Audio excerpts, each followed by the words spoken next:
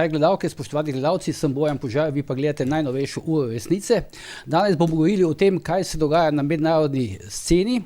Oddaja bo nekoliko bolj ekspertna, kot so bile dosedanje. Saj sta z menoj dva znana profesorja in analitika, Bogomir Ferfila, dober dan, in pa gospod Žiga Turk, ki je bil nekaj časa tudi politik. Ja.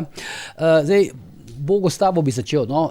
Donald Trump je bil izvoljen za 47. predsednika ZDA. Vsa ta dramatična situacija se je začela, se stopnjuje po njegovi izvolitvi. Ampak me zanima naslednje vprašanje. On je bil tudi 45. predsednik ZDA. 2017 je bil izvoljen takrat. Kakšna je razlika v bistvu med današnjim Trumpom in takratnim Trumpom? Meni se zdi, da je velika razlika. No? Pravijo, da absolutno deluje kaotično, ampak da je ta kaos sedaj mnogo bolj urejen kot v prvem mandatu. Rekel bi pa, da zlasti v tem drugem mandatu Trump pač deluje, bi rekel, v visoki predstavi. Začenja maksimalno visoko, tako je tudi v poslu, sedaj v politiki, potem pa s temi maksimalno visokimi grožnjami, obljubami, nakanami začuti, in to je zanimivo, nima algoritma, da bo rekel, tukaj bom nehal, ampak po nekem občutku reče, to je pravi trenutek za sklenitev posla. In to se nadaljuje tudi sedaj. Tebi se zdi, da zdaj deluje manj kaotično, kako? Nekako je ocena to, da deluje manj kaotično, da jaz mislim, da je tudi v dogovoru z Elonom Muskom, ki je podjetnik, in tu se mi zdi, da je ta simbioza dveh, moram reči, velikih podjetniških umov nekako dosežena in da potem skupaj morda skalkulirata tudi kakšne odločitve. Ampak zdaj recimo potem te dramatične razmere, ki so, o katerih bomo govorili, kakšne bi šele bile, če bi Trump deloval bolj kaotično, kako? Ja, ampak spet, torej on praktično pri vsaki zadevi, od Paname, Grenlandije, Evrope, s tem visokim pritiskom, s tem maksimalnim pritiskom žane rezultate. Kanada je aktivirala 1,3 milijarde, Mehika je poslala 10,000 policistov, Panama se pogaja, koliko bi mu znižali pristojbine za ladje. Sprav, ta njegova strategija je uspešna, morda na prvi pogled zgleda kaotično, ampak jaz mislim, da je kar premišljena. Kuba, ti, Žiga, zdaj gledaš na tega novega Trumpa, pa še recimo, kakšen je po tvoje vpliv Elona Muska na njega, ki je omenil Bogomir? Moj občutek je, da je ena fundamentalna razlika med njegovim prvim pa sedanjim mandatom, namreč takrat je on svojo administracijo v glavnem nekako vzel v službo ljudi iz establishmenta, karierne diplomate, ljudi, ki so bili v republikanski stranki na nekih pozicijah. In tista administracija je bila ena od tistih ameriških administracij, ki je sicer imela malo posebnega predsednika na vrhu, ampak je cel sistem nekako grizel naprej v isto smer, kot približno Amerika je šla. Tokrat imamo pa vendarle posla ne za predsedovanjem nekega predsednika, ki bi bil izvoljen na listi republikanske stranke in bi republikanski establishment potem zadevo peljal, ampak je bil izvoljen pravzaprav osebno Donald Trump. V prvem mandatu se je marsičesa naučil in to je zdaj njegovo osebno predsedovanje in to ima dobre in slabe strani. Zadeva je bistveno bolj vendarle nepredvidljiva, ni te ekipe, ni tega tankerja, ki bi šel pravzaprav v to smer, kot je šla ameriška politika vedno, ampak gre Trump tako, kot se njemu zdi prav. Tudi marsičesa se je v prvem mandatu naučil, tudi se je naučil, kako so ga šofirali, kako so ga vodili. Tudi danes nekateri njegovi najbolj ostri kritiki, pa ne povsem neutemeljeni, so njegovi podrejeni iz prvega mandata. In drugače se pa povsem strinjam s tem, kar je kolega povedal. Visoka prestava, tudi velika predstava, kot se mi je zareklo. Veste, mi bi v prvih 100 dneh smo navajeni, da razpostavijo fikuse in zaposlijo tajnice v Evropi. Tukaj bo v prvih 100 dneh pravzaprav bodo vse glavne politike spravljene v tek oziroma bodo vse glavne odločitve sprejete. Malo po tistem načelu, dok se Turci ne snađo, se pravi, zdaj je treba hitro delovati, dokler je spomin na volitve še dober, dokler se ljudje zavedajo, da je dobil mandat. Dokler se tudi nasprotniki preveč ne organizirajo. Zdaj pa ta Elon Musk, ti si tudi znan X-eraš, oziroma Twitteraš, kako pa ti gledaš na njega? A je zdaj on v principu nekako rekel, a je on drugi človek te administracije ali ne? Jaz mislim, da je drugi človek oziroma da ima zelo velik vpliv tudi na Trumpa. Me moram reči, da sem bil na začetku zelo vesel, da je Trump okrog sebe zbral ne samo Muska, ampak skozi Muska govori pravzaprav tudi ta gospodarska elita iz Silicijeve doline, torej ljudje, ki so se sami sebe naredili, ki niso podedovali nekega bogatstva, ki niso prišli do tega bogatstva skozi funkcije v obstoječih podjetjih, ampak so dejansko znali stvari narediti povsem iz nič, ki so uspeli v svetovnem nivoju v najbolj propulzivni mogoči panogi.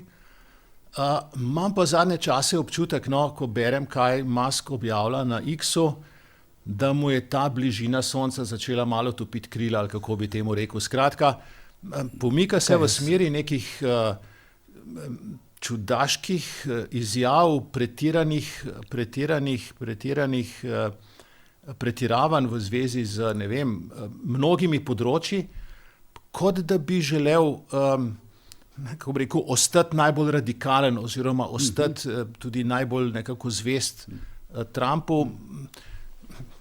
Morda je to, kaj zvem, usoda nekega inženirja ali pa nekega matematično-tehnično zelo sposobnega človeka, ki pa potem v politiki je preveč očaran za vso to bleščavo, ki je okrog njega. Zdaj, je on v bistvu neke vrste ideolog te administracije, kako? Musk? Ne bi mogel reči. Jaz mislim, da Musk je zelo daleč od ideologije, so pa okrog Trumpa ljudje, ki so ideologi, če ideologijo smatramo v smislu ukinjanja teh LGBT-deji, ne vem, Black Lives Matter, Me Too in tako naprej, skratka vseh teh voknjenih prismodarij, v katere je Amerika preveč zašla. Tukaj se mi zdi, da je nekdo drug. Tudi ta zasuk iz neke geopolitike, kjer je bil Zahod proti ostalim ali pa Zahod proti, ne vem, drugim igralcem, da gre bolj za nek spopad med globalisti pa identitarci. Tukaj se mi zdi, da je Musk bolj v smislu oziroma v vlogi nekega koristnega, pa ne bom rekel idiota, ampak koristnega pa zelo sposobnega strokovnjaka, menedžerja, človeka, ki zna organizirati delo, posle. Se to, mislim, ta njegova, mislim, on je tudi zdaj blazno preokupiran s tem, ne, vodi firmo, mislim, vodi več podjetij, ne, različnih podjetij, ne, potem dela tam, dela v administraciji, sicer ne v zahodnem delu Bele hiše, pa tam ima pisarne in tako dalje. Kako pa to? Jaz se bojim, da je čedalje bolj natanko razmazan, on je že itak vodil pravzaprav največje avtomobilsko podjetje na svetu, največje raketarsko podjetje na svetu, bil vpleten v umetno inteligenco, bil vpleten v te digitalne plačilne sisteme. Morda je res tako sposoben, da zna podrejene, kako bi rekel, pravilne izbrati, da mu potem, bom rekel, njegovi mandarini peljejo stvari, ampak jaz mislim, da vsak človek ima omejene kapacitete in bo tudi on moral začeti izbirati med prioritetami. A bo ta zveza obstala, Bog ve, med Trumpom in Muskom? To je zanimivo. Kako dolgo bo obstala? Ne? Zdaj, dejansko je bilo že nekaj primerov, ravno pri umetni inteligenci, ko je Trump nekaj rekel, pa je Musk rekel, ne, to ni mogoče. Torej jaz bi rekel, da gre tukaj za, tudi to, ali Musk deluje močno na Trumpa, jaz bi rekel, da gre tukaj za dva velika egota, ki zaenkrat sobivata, vendar jaz mislim, da je možno, da se zaiskri med njima.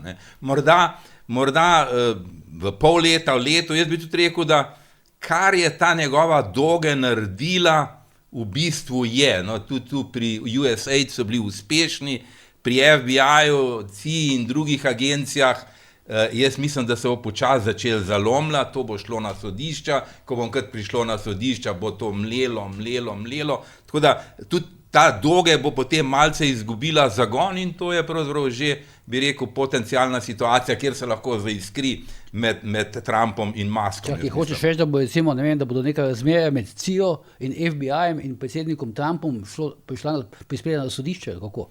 Veste, Trump je zdaj, torej, številne uslužbence poslal so ostali brez službe, torej nekateri so to sprejeli, drugi bojo dali na sodišča, mislim, da je CIA in FBI sta že dala zadeve na sodišče in ko bojo to... Zdaj, tožilka govori, približno koliko je golob, počistili vas bodo.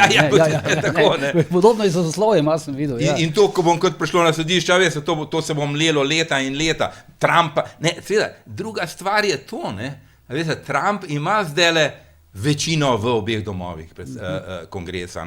Vendar, lejte, naslednje leto novembra so že vmesne volitve. Če bo Trump preveč radikalen, tudi nekateri republikanci morda malce po strani gledajo, lahko izgubi vmesne volitve. In če izgubi vmesne volitve, bo seveda njegova zakonodajna sposobnost močno prizadeta. Tako da glede tega on zaenkrat ne vodi kaj dosti. On gre dejansko na prvo žogo, skuša čim več realizirati, vendar torej ravno te bližajoče se volitve lahko bistveno spremenijo razmerja. Ta zgodba s temi izvršnimi ukazi, dokot lahko gre ta stvar? Izvršni ukazi veljajo, vendar, če on te izvršne ukaze ne bo spravil skozi kongres v obliki zakonov, jih potem naslednji predsednik prav tako z izvršnimi ukazi anulira. Se pravi, brez zakonodaje, brez večine v zakonodajnem procesu je njegova, bi rekel, doba omejena na 3 leta. Ne? Če bo ostal pri izvršnih ukazih, jih bo naslednji predsednik vse obrnil. Tako se mi zdi, da v Trumpovi bližini ne sme biti premočnih in preveč vplivnih in preveč popularnih ljudi, dokler bo Musk znal paziti, dokler bo J.D. Vance znal na to paziti, bosta tam ostala. Tudi če se bo v zvezi z to debirokratizacijo, z doge kaj zalomilo, bo seveda Musk tisti, ki bo kriv, ne bo to padlo na Trumpa, ampak zaenkrat ta simbioza se mi zdi, da deluje. Imam občutek, da Musk ve, kje mu je mesto. Zdaj so krožile danes slike, kako je pridno ploskal Trumpovemu govoru, so rekli, se je nekaj naučil od Zelenskega. Tako da, se pravim, zaenkrat to deluje. Je pa način Muska škoda in njegovega inženirskega potencijala, tudi podjetniškega genija, zato da bi preveč časa s to administracijo zgubljal. Interfejs do podjetnikov, do podjetništva je vzpostavljen in ne skrbi, ne se ukvarja z Marsom, ne se ukvarja z raketami, ne se ukvarja z avtomobili, z umetno inteligenco. Imamo občutek, da te malo tako, ko bi rekel, negativno presenetilo, ta njegov močan aranžma. Nekatere izjave so bile neposredno, torej niso bile faktično res, so bile neposredno grobe, nesramne, pa po drugi strani pa take, kot jih od nekega avtista, ki nima prave empatije, pričakuješ, sam, če imaš zdaj nekega avtista z ne vem koliko milijonov sledilcev na X-u in z amplifikacijo tega, kar on tam govori, so efekti seveda hujši, kot če to nek čudak iz neke ljubljanske garaže s svojimi kolegi, če gre kdaj slučajno z njimi na pivo govori. Zdaj, Žiga, pa zdaj to velja tudi zate.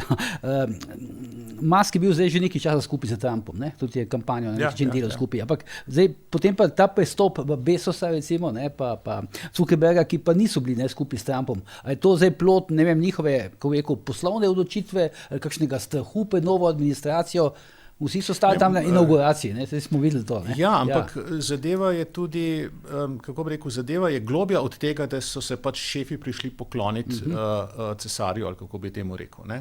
Tudi moji prijatelji iz Silicijeve doline, ki niso zdaj neki na nekih in sploh položajih, jaz sem od tam dobival signale, da so se pravzaprav vsi razveselili, da je Trump zmagal, čeprav je to Kalifornija, ki je napredna in tako naprej, ker so rekli, tole bo za podjetništvo, za biznis bo to dobro.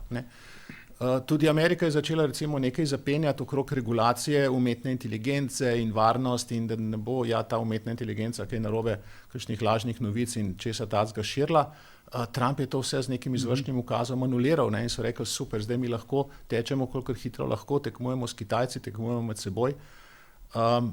Silicijeva dolina se je iskreno razveselila Trumpa, čeprav osebno je marsikdo od njih intimno, kako bi rekel, nagnjen k tem bolj, bom rekel, naprednim ali pa prebojenskim ideologijam. Številni so pa, veste, to je pa v podjetništvu in v Sloveniji pa v Ameriki tudi navada, ko se oblast zamenja, ugotovijo, da se pravzaprav posel najlažje dela, če se jim malo prikloniš. In zato je bilo ogromno teh se pravi teh prebojenskih politik, ki so se jih ameriška podjetja šla, ko so vse mogoče, ko so obešali mavrične zastave, vsak je dal, oziroma vsak, ki je upal, da bo normalno posloval, je pač mavrično zastavo obesil. To je povezano s tem, da je bila pač oblast taka.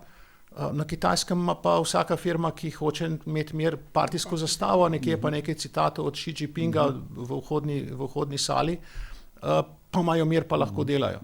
Zdaj so pač šli v to smer, ampak kot sem rekel, biznis, ameriško podjetništvo, tisti, ki bodo na tistih, od katerih je pravzaprav odvisno, bo Amerika zdržala to tekmo s Kitajsko in drugimi, tehnološko tekmo, vojaško tekmo, industrijsko tekmo, ti so menjavo oblasti pozdravili in je en nov optimizem, da se Amerika vrača tudi pravzaprav tako, kot je včeraj Trump rekel v tistem govoru v kongresu. To se pravi, kaj, Bezos, patile so postali maga ali kako?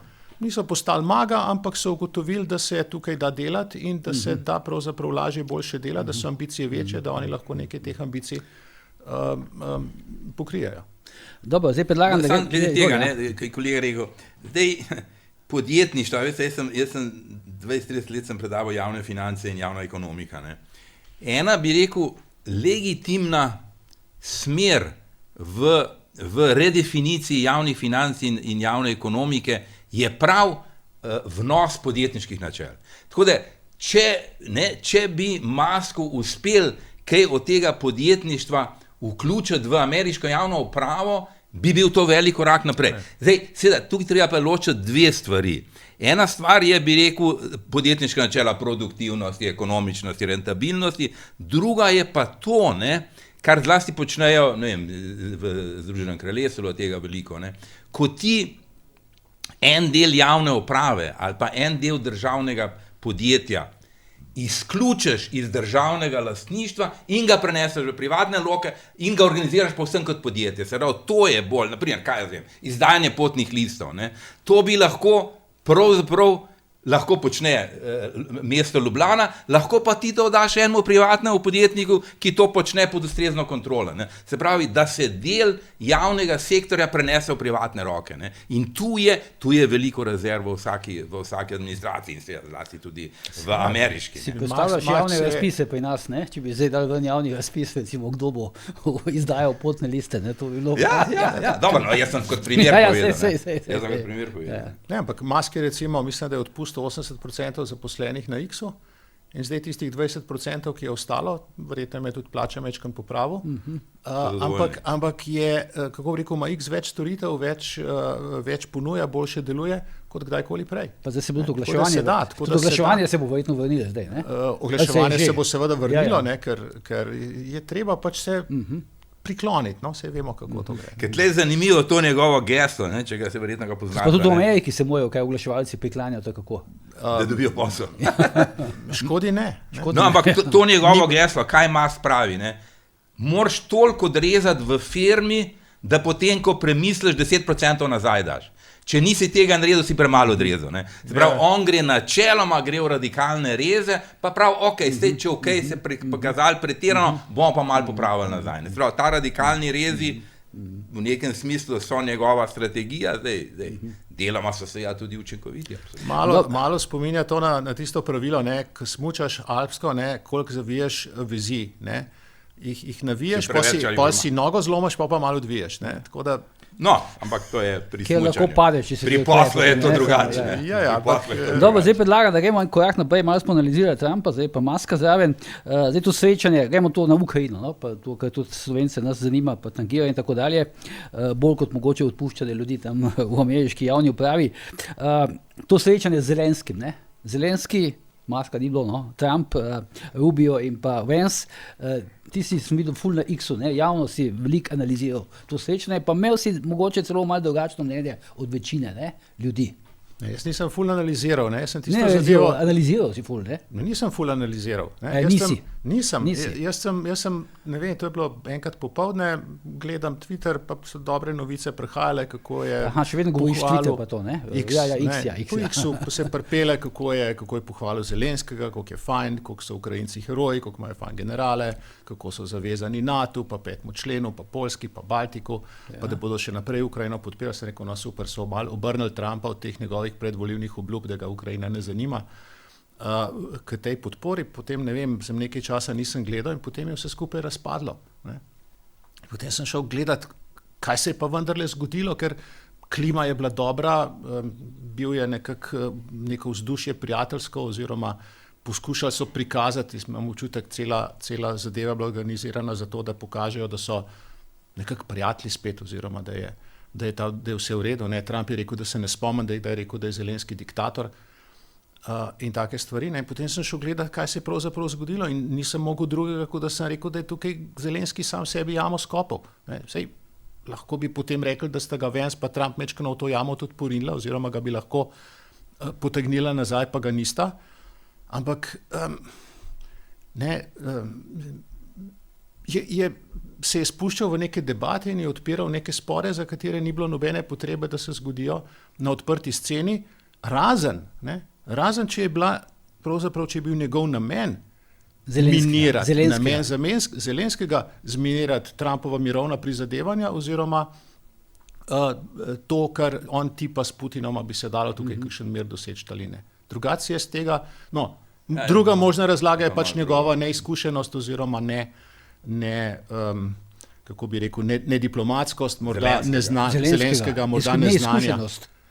Se pa zdaj funkcionira že. Neizkušenost, ja, ampak eno je pa dal že veliko skozi. Eno je, ali si ti v nekem srečanju z prijatelji oziroma s tistimi, ki so že itak sami od sebe na tvoji strani, ali si, bom rekel, v diskusiji s tistimi, ki jih moraš še v nekaj prepričati. Sam posledice so zdaj bile strašne, ne? Zdaj Trump je umaknil vso pomoč Ukrajini, ne? Ameriško. Ja, začasno so bile strašne, imam vseeno upanje, da se pri Trumpu nobena juha ne poje tako vroča, kot se skuha, tako da včeraj je bil zelo zadovoljen s tem, kako se mu je Zelenski opravičil, oziroma s tistim pismom, ki ga je pisal, ga je nadolgo citiral v tem govoru. Sam se mu ni, osebno se mu ni opravičil. Ampak a ni mogoče, Žiga, da pa je bila tudi past za Zelenskega pripravljena? To veliko ljudi govori, veliko ljudi seveda... Mislim, na način, kot je recimo Vance posegel v debato in to, ne? Iz tega pogovora z novinarji je bil Zelenski tisti, ki je izzval Vancea. Vance mu je, kako bi rekel, potrpežljivo odgovoril. Ne? In potem je Zelenski skočil Vanceu v besedo, ko mu je drugi začel odgovarjati. Ne? Potem je pa vse skupaj razpadlo. To je bil redosled. Jaz te pasti, o kateri pišejo, govorijo, veste, Trump ima tudi veliko ostrih nasprotnikov in bo vsaka stvar, ki jo bo Trump naredil, napačna. Jaz te pasti nisem videl. Jaz sem videl Trumpa, ki hoče pokazati, zdaj se pa mi z Zelenskim pravzaprav zastopimo. In sem videl Zelenskega, ki je brez prave potrebe rinil, ni res, da je Amerika dala več, Evropa je dala več, pravi Trump, mi smo dali več, predsednik, Evropa je dala več, mi smo dali več, Evropa je dala več. No, v redu, je potem na koncu Trump zaključil, brez potrebe, ampak kakorkoli jaz zadevo ocenjujem, se vse, kar je Zelenski povedal, je res mimogrede, da je Putinu težko zaupati.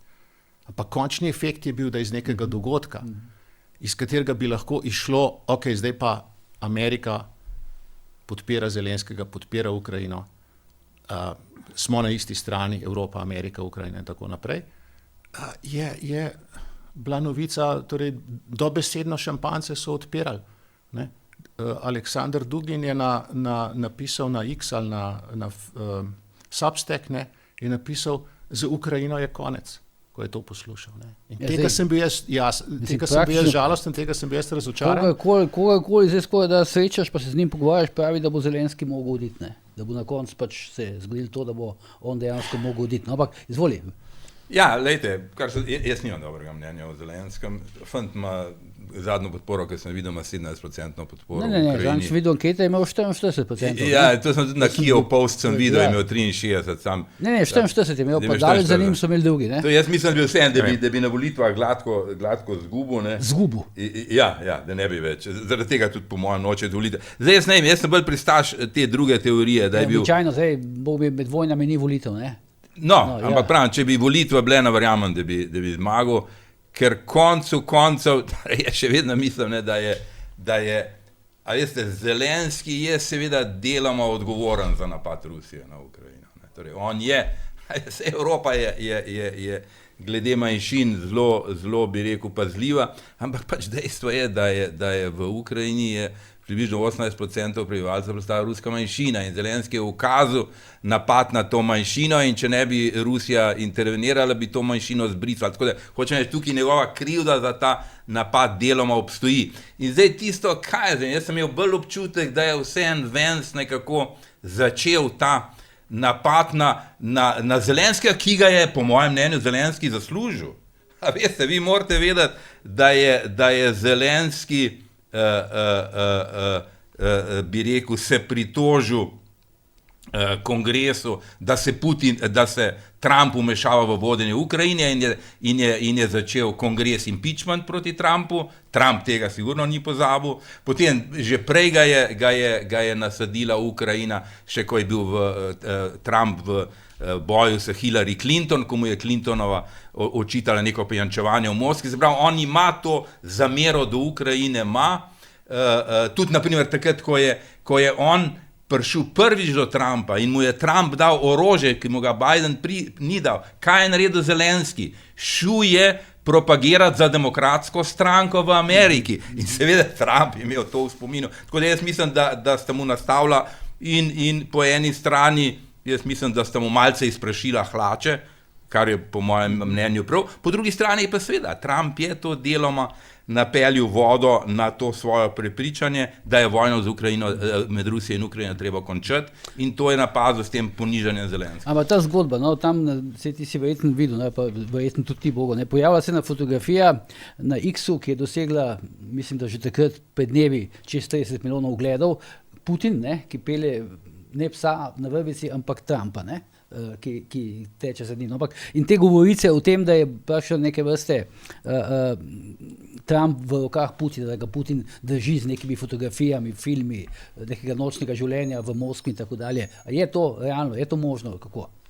In da se to zdaj odraža tudi na odnosu Trumpa do Zelenskega, do Ukrajine in te stvari. Možno je, ni pa verjetno. Ta Trumpova mirovna iniciativa ima cel kup drugih povsem logičnih vzrokov oziroma povsem logičnih povodov, tako da svest to na to, da je Trump Putinov pudel, da je Trump Hitler, da je Putin Hitler in tako naprej. To so take preproste, kako bi rekel, kulturno-bojniške teze za X, ki pa ne zdržijo resnega preverjanja. Kot sem rekel, Trump je oseba, ki izrazito polarizira, ki ga bi slaba polovica Amerike utopila v žlici vode, ki ga bi 2/3 evropskih voditeljev utopili v žlici vode.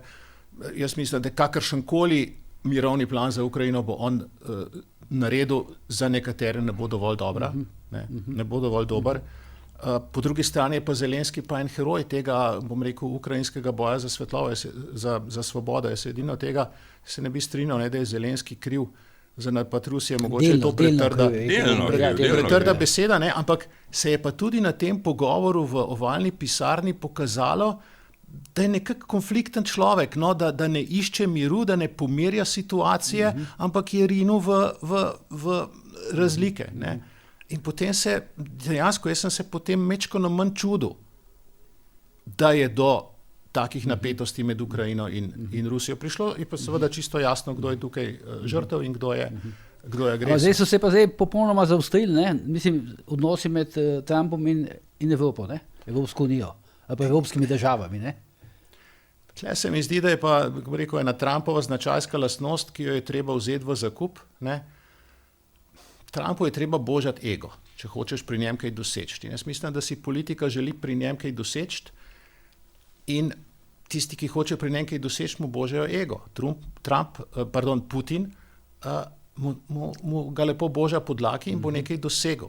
In Evropejci se pa za hrbtom Trumpu smejajo, ga kritizirajo, mu govorijo vse mogoče zmerljivke, potem pa pričakujejo, da bodo sodelovali. Ne bo šlo to tako. Jaz mislim, da jim je Trump na Putinovem primeru razložil, kako je treba z njim delati. On je rekel, če jaz hočem se s Putinom kaj izmeniti, ne smem zdaj tle zmerjati.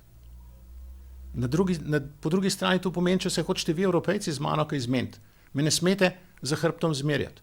In jaz se bojim, da je Trump na nek način zameril tiste evropski sestanek, ki se je potem zgodil v nedeljo, potem, ko je se zgodil tisti incident v ovalni pisarni. V Londonu, kjer so dali na nek način kontro Trumpu. Ampak ta kontra je bila pa prazna, je bilo cel kup lepih besed in kup stvari bomo naredili, ampak rabimo pa ameriški backstop, rabimo pa na koncu, mi se bomo tukaj sicer junačili proti Rusiji, ampak bi bilo pa fajn, da za nami pa velika Amerika oziroma veliki Trump stoji za še večjo palco, če bomo zašli v kakšne težave. Saj je to zelo lepo bilo slišati. Saj smo zelo veseli, če se nekdo postavi za žrtev in proti agresorju in tako naprej. Ampak ni pa realno, pa vprašanje je, a bo imelo posledice, ki si jih želimo. In želimo si pa nek dober, pravičen mir za Ukrajino. Smo bili pa veseli, da je prišel Zelenski, ne, živ in zdrav čez Atlantik, ne? No, ne vem, tukaj pa si jaz nisem... To je bilo v Moskvi. Tukaj ni, se pravim, jaz to postsovjetski prostor dobro poznam. Pred kratkim sem prepotoval, to je treba poznati postsovjetski prostor. Lejte, če ti greš v Moldavijo... Kaj govoriš o tem, kaj razumeš potem, da treba razumeti? Da bo rešitev ista, kot je že v Moldaviji pa Gruziji. Ne. Ti, ko priješ v Moldavijo, ko pa priješ v Gruzijo, imaš na treh ozemljih, imaš zasedena delno s ruskimi četami, ko priješ do meje, so tam ruske čete. Enako tu ni neke čarobne formule, kaj se bo zgodilo v Ukrajini. Zgodilo se bo to, da dokler je ruska vojska prišla, ruska vojska bo tam ostala. To se približno pokriva z ozemljem, kjer je živela ruska manjšina in to bo tako imenovani nov zamrznjeni konflikt. Zdaj, če bo Evropa dala, torej možno je, da bo tu kombinacija nekih ruskih mirovnikov pa evropskih mirovnikov, druga stvar je to seveda, da ta Evropa zahteva od Amerike zlasti ladijski pa zračni backup, se pravi, da bi to jamčili za te črte, ampak to se bo zgodilo, tu ni neke čudežne formule. Mislim, ta fronta je nek status quo, že nekaj časa, ne? Status quo je več ali manj je ustaljena fronta. Mislim, ni nekega preboja. Tako da to je več ali manj začrtano. Krim bo ostal ruski, hočeš reči? Krim bo absolutno ostal ruski. Ne, se tu, a veste, mirovnih pogajanj, mislim, da je bilo že 5 mirovnih pogajanj je že bilo. Pri prvem mirovnem pogajanju so prišli že dosti daleč, je bilo že na tem, da se ruske čete deloma umaknejo, razen seveda s Krima, ampak potem je Johnson prišel in prepričal Ukrajince, da naj ne privolijo to. Potem so še 3 ali 4. Ampak hočem reči, redosled je približno ve se, kaj se bo zgodilo. Kar je treba določiti, je v bistvu treba je, in se tudi Trump verjetno ne bo kaj dosti pomagal, v Ukrajini je približno 600 milijard vojaške škode. Trump pričakuje, da bi to Evropa sanirala, verjetno bi bilo fajn, če bi tudi sodelovala pri tej Amerike. A veste, zdaj glede tistih redkih dobrin je zdaj vprašanje, torej velik del teh rudnin zgleda, da je v tem zasedenem območju, ki ga ima Rusija. To je tudi Putin ponudil. In zdaj, kar se tuče Trump Putin, veste, jaz ne bi tukaj take delo, kdo je kemu kuže. Enostavno, tukaj gre za voditelje, ključne voditelje 3 velesil. En je Xi Jinping, en je Putin, en je Trump. In te voditelji se več ali manj pogovarjajo med seboj avtonomno, so suvereni. Jaz moram reči, da, se pravim, pred kratkim sem se vrnil iz Latinske Amerike, videl sem, naprimer, na Jamajki gradijo Kitajci ogromno pristanišča. Jaz mislim, da je celo možno, glede na interes Trumpa, ne, da dobi Nobelovo nagrado za mir, ne. To je tudi zdaj začel že krožati, ne. Jaz celo mislim, da je tu... Green se je predlagal Muska, ne. Dobro, Trump bi bil še boljš, ne. Da je tu celo možen, jaz se upam trditi, nekakšen strateški dogovor, a veste, Trump, Xi Jinping, Rusija je pravzaprav tle, bi rekel, v drugem polju, ključna je soočenje Kitajska, ZDA, da bosta naredila neko kupčijo v tem smislu, Trump se bo odpovedal Tajvana, kot nadomestne države proti Kitajski, medtem ko se bo Xi Jinping odpovedal prodora v Latinsko Ameriko in Južno Ameriko. Tako da, po mojem, je tu možen tak veliki deal in oba se mi zdi, da sta taka državnika, ki bi za to bila. Kaj pa zdaj, recimo, kje smo pa zdaj mi tukaj, govorimo v Evropi, ne? Zdaj von Leinova najavlja 800 milijard, ne, v oborožitev. Poljski predsednik vlade Tusk je rekel, da zakaj Evropejci, ki nas je 500 milijonov, prosimo Američane, ki jih je sam 300, da nas branijo pred Rusi, ki jih je sam 140. Ne? Ja, zakaj ne? Zato, ker Američani so edini, ki so sposobni neko realno projekcijo moči po svetu izvajati, Evropa pa pravzaprav ne. In če se sam večkrat vrnem k temu mirovnemu sporazumu, ne, drži to, fronta se 2 leti praktično nikamor ni premaknila, Ukrajinci so poskušali 2 neuspeli ofenzivi, ena proti Črnemu morju, eno preko Dnepra. Lahko se zadeva še 2 leti vleče ali pa še 5 let vleče, ampak tisti končni mir ne bo bistveno drugačen od tega, ki ga bodo ali pa ki ga bi, upam, izpogajali zdaj. Ne. Zdaj, kar se Evropske unije tiče, končno dela tisto, kar so jih ameriški predsedniki že dolgo časa spodbujali, tudi Trump v prvem mandatu, da se mora mečkano vzeti k sebi, se mečkano bolj resno vzeti svojo varnost, svoje oboroževanje v svoje roke, delati tisto, k čemer jo je spodbudil Vance, v Münchnu mislim, da je to bilo, ne. Tudi obrambni minister ravno tako. Ne. Tanja Fajon pravi, da je Vance takrat napadel vrednote, ne, evropske. Nič ni vrednota je ta, da mahaš z nekimi idejami in se trkaš po prsih in potem upaš, da te bo nekdo iz druge strani Atlantika, ki pa resno vlaga v svojo obrambo, da te bo pa zaščitil. Tako da tukaj Evropa zdaj končno dela nekaj, kar bi morala že prav, verjetno prepozno, za reševanje, bom rekel, za rešitev tega spora zdajle z Ukrajino prepozno, za vzdrževanje trajnega miru in za projekcijo moči proti Rusiji, pa verjetno pravočasno, oziroma zato, da obstaja nek deterrence, da obstaja neko ustrahovanje, da se Rusija v kakšno podobno avanturo tukaj ne bo več spustila. Mislim, neki izkušnji s temi globalnimi vojnami imajo recimo Angleži, ne, ki zdaj tudi niso več del Evropske unije. Nemčija v bistvu sploh ne sme imeti dobene oborožitve, ne. Mislim, ni tako idealno stanje, ne, za Evropejce. Amerika je v zadnjih desetletjih... Najmočnejšo oborožitev imajo med zdaj Poljaki pa Turki. Ne, Poljaki so veliko nakupili, ampak nimajo bojnih izkušenj. Ne. Američani so se v cel kup pravzaprav dragih in nepotrebnih vojn v zadnjih letih spustili, ampak tisto, kar so iz tega potegnile, pa vsaj to, da ima njihova vojska bojne izkušnje, da so se streljali in da so na nje streljali. Ne. Takih vojska na svetu je pravzaprav malo. Francoska, tujska legija, morda kakšne angleške ekspedicijske sile, pa Izrael gotovi, in pa seveda Izrael, ki je tukaj kategorija zase. Ne. In jaz mislim, da kar se Evrope tiče, je že en uspeh Trumpove politike to, k čemer se zdaj le spravljamo. Zdaj dve tezi ste. Sam glede Evrope, ne. Glede, seveda, polna usta von der Leyenova, kako bomo 800 milijard brali. Glede, to je zelo v oblakih. Lejte, Slovenija je tako rekla, mi ne bomo nad zvišali. Levica je to rekla, mi smo proti. Ja, seveda, ne. Tako da, in lejte, Nemčija, ne, Merz pravi, mi bomo pomagali Ukrajini. Če pogledate nemško situacijo, tam je alternativa za Nemčijo in zeleni, ki so proti pomoči Ukrajini in oni imajo dovolj moči v parlamentu, da to zblokirajo. Se pravi, Nemčija je ven. In predtem brez Amerike in brez Nemčije, torej Ukrajina, pade v nekaj mesecih. Tako da, a veste, to je treba razumeti, ne, tudi ta proračunska, torej povečali bomo delež na 2-3%. A veste, to je zelo dolgotrajen proces, ne, jaz sem te proračune se ukvarjal 20 let. Ti imaš proračun, kljub temu, naprimer v Sloveniji proračun praktično 50 milijard, ampak vseh teh 50 milijard in v slovenskem in v vseh državnih proračunih je že porabljeno do milimetra. Se pravi, to je vsaj srednjeročni, bi rekel, projekt, da ti zvišaš izdvajanja za obrambo.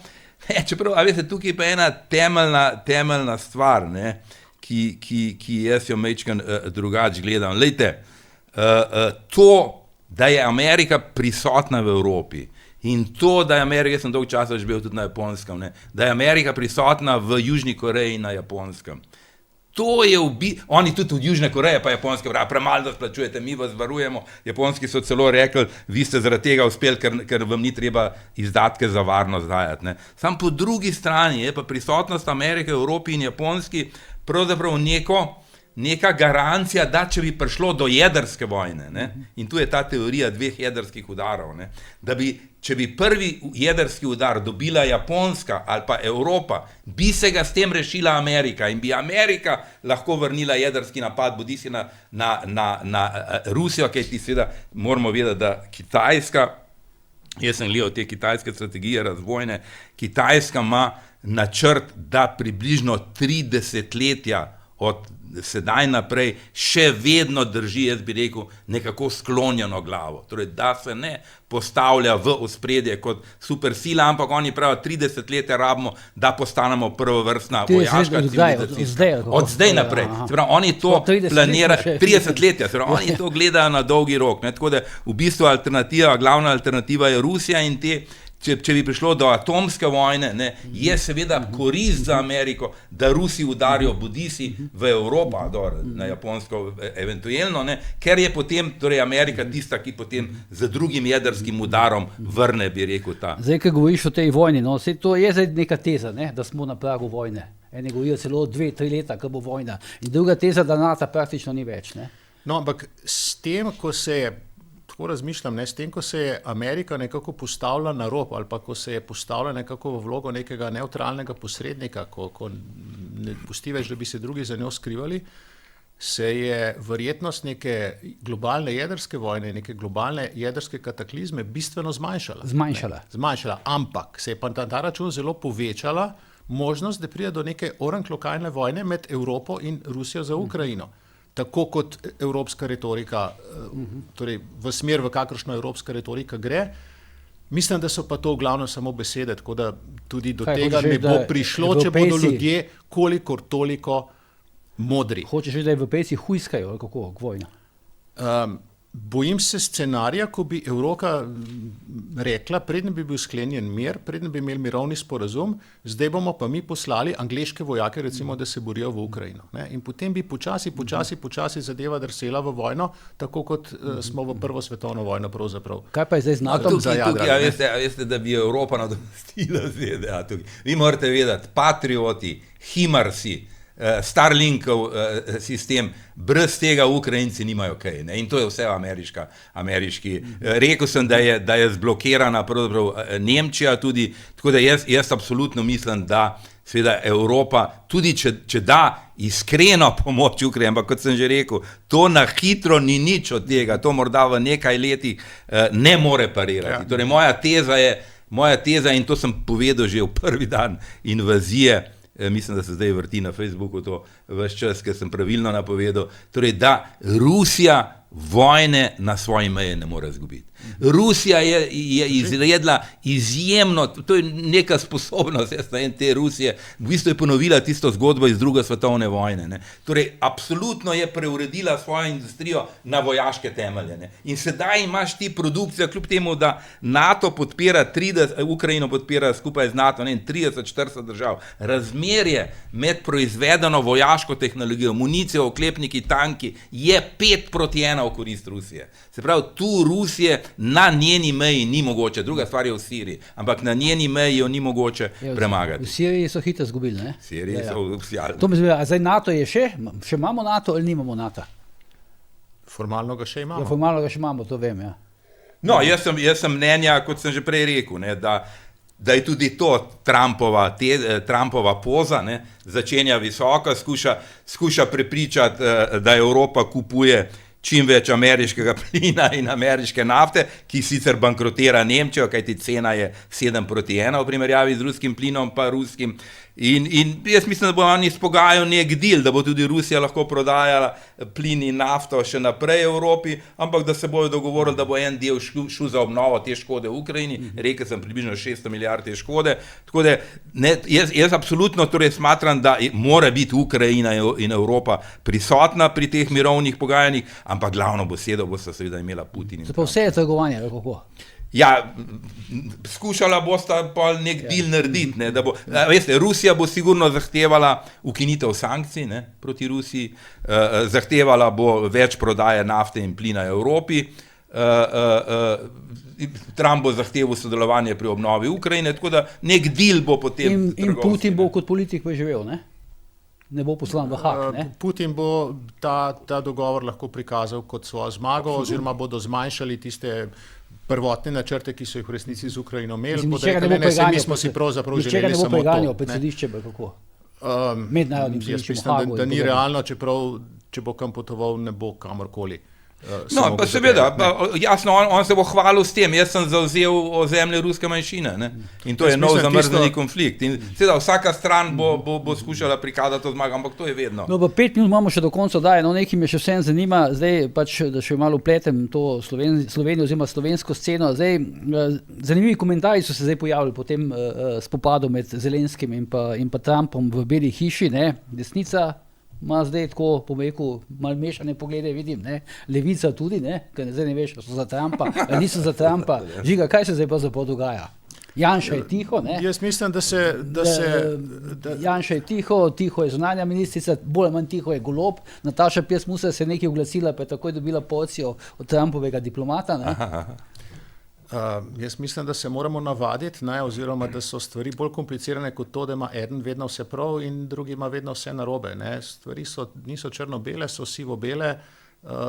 Trump dela napake, Musk dela napake, Putin je zločinec oziroma je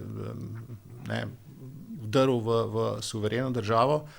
Tisto, kar jaz opažam v Sloveniji, je en tak spekter pravzaprav teh mnenj. Dejstvo je, kot si rekel, da je pravzaprav precej tiho ta slovenska politična scena, ponavadi vedno skačejo z izjavami in poskušajo povedati v narekovaju pravo stvar. Se mi zdi, da predsednica Musarjeva je nekako najbolj na tej globalistični strani, skratka skupaj s Trudeaujem in temi, ki podpirajo Ukrajino in ji dajejo, kako bi rekel, upanje, da bodo nagnali Ruse iz Ukrajine in da bo Rusija še vojno škodo plačala, ne. Potem je tukaj zunanje ministrstvo z nekaj bledimi izjavami, Golob z nekaj bledimi izjavami, opozicija Janša se ni kaj dosti oglasil. Se mi zdi, da imamo pa na drugem koncu, sicer se ni kaj dosti oglasil, ampak v taboru Trumpa, ne, se mi zdi, da imamo pa ljubljanskega župana Jankovića, ne, ker to je pač ta naveza, spomnimo se, Giuliani je šel na nek dogodek v Republiko Srpsko, kjer je zdaj ideja, da bi seveda Republika Srpska se priključila Srbiji, kjer je Jankovićev prijatelj.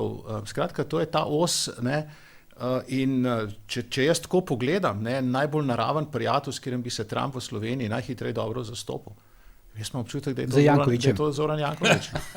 Če se malo pohecam, ampak ne samo. No, jaz bi predvsem rekel, torej jaz pričakujem vsem, da bo Trump končal vojno v Ukrajini. In ko bo končal vojno, se bodo strasti, bi rekel, vojaški bobni bodo mnogo manj glasni in potem pravzaprav upam, da od vsega tega blaznega napihovanja vojaških izdatkov, da pravzaprav ne bo potrebno. In bo Evropa ostala tam in NATO na 1,5, Slovenija na 1,3, 2%. Torej, jaz mislim, da če se zadeve v Ukrajini umirijo, se tudi varnostne zadeve umiruje in bo ostalo približno tem, kjer smo. In ta dilema, absolutno ta dilema ZDA, Evropa, kar se varnosti tiče, bo ostala odprta, ampak kot pravim, ne, jaz sem prepričan, da je angažiranje ZDA v Evropi, tako kot sem že rekel na Japonskem, v korist ZDA in da tudi Trump, ne, kot sem že rekel, zdaj bo vprašanje, kaj bo v mestnih volitvah, ampak Trump mandat je omejen na 3 leta. Po Trumpu bo naslednji predsednik spet zgladil odnose z Evropo. Če bo Trump menda išče, ne, oziroma njegovi ljudje že menda iščejo neko možnost, da bi kandidiral še enkrat, ne? Neko pravno možnost. To v Ameriki, to je na kakšnem Balkanu možno, ampak v Ameriki kaj tako. Dobro, Roosevelt je, ne? Se mi zdi, da to, koliko bomo morali, ali pa bi bilo dobro, da vlagamo v obrambo, bo zelo odvisno od tega, kaj vse bo ta mirovni sporazum vključeval oziroma na kakšen način bomo Rusijo vendarle vključili v neko varnostno, gospodarsko, industrijsko infrastrukturo tega dela sveta. Če bo rezultat tega, da bo Rusija neka izobčena država tipa Severna Koreja, potem se bomo morali seveda do zob oborožiti, da bomo pred to Severno Korejo, pa seveda 100-krat večjo in močnejšo, varni, ne. Če nam bo pa uspelo tudi, če se bo zgodilo tudi, da bodo neke stvari se znotraj Rusije spremenile, da bo Rusija začela malo drugačno stvari gledati, ne, potem pa lahko upamo, da bo tako, kot je rekel kolega, si do tega želim. Torej, to je veliki problem, ne, veste, se nekaj tega vedeti, ne. Verjetno je nightmare Amerike, ne, da se Evropa poveže z Rusijo, ne. Se pravi, pozicija Rusije v Evropi, absolutno jaz se strinjam s tem, da je treba urediti odnose z Rusijo, vendar ne, morda bi bil zdaj pravi čas, ko sta na Putin in Trump vseeno na neki enaki valovni dolžini. Drugače pa seveda, veste, vstop Rusije v Evropo je nekaj, kar si Amerika ne želi, ker koncev je le ta Zahodna Evropa, Amerika, ne, pa še tisto, kar imamo Avstralija, to je zahodni svet, ne. Samo še zadnje vprašanje, pa res bomo potem končali. Mi na nek način veljamo kot zelo ruska evropska država. Kako bomo zdaj mi, bo v tem recimo, ko bo prišlo do tega mirovnega sporazuma, bomo iz tega konflikta mi šli še bolj proruski ali manj?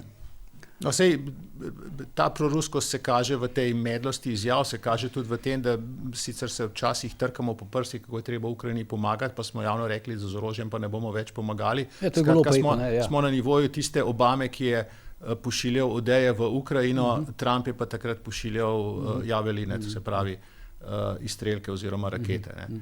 Tako da tukaj je kar neke hinavščine. Jaz mislim, da nas vsake toliko časa naši zahodni prijatelji mečkano postrojijo, pa povejo, kaj pričakujejo od nas, da bomo res govorili. Zraven pa, ne, kako bi rekel, imaš prav, ne? Smo verjetno ena od bolj proruskih držav. Nismo pa vendarle toliko proruski, da bi imeli odkrito proruske, pravzaprav vazalne predsednike kot Madžarska ali pa Slovaška. Ja. Dobro, bomo s tem končali. Zdaj, gospod Ferfila pa gospod Žiga, tudi hvala, da sta današnja gosta oddaje Ure resnice. Vidimo se v kratkem, do takrat pa seveda ne pozabite, kjer je bojanje tudi požar.